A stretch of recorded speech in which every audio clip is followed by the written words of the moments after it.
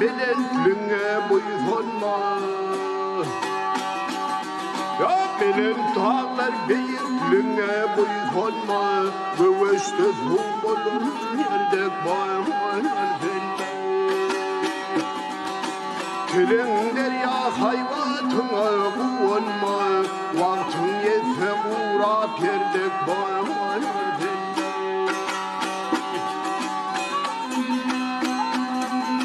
Dağların artanı bağır peleni, ahırden bolur pil peşeteni.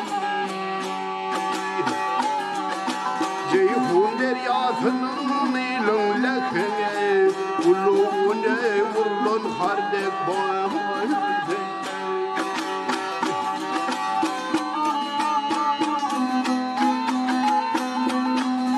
Ay yansılan yarınla yorgun söyledim dur olsun daima söyleyin dedim. Alimlere uygun açılar gözüm, cahillere uygun kördek bağır.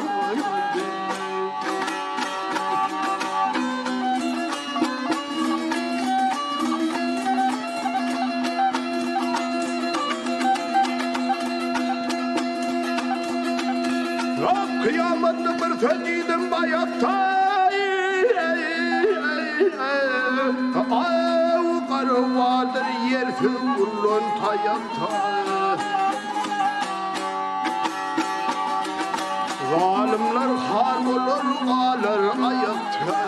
Garipsin yığlama şiirdek bağır. Mantumluyu kara tüllü daşını dayın bille farpeyle dost aşığı. Temi taksan koyalımda başını, eriğinle geçsin erdek boyun.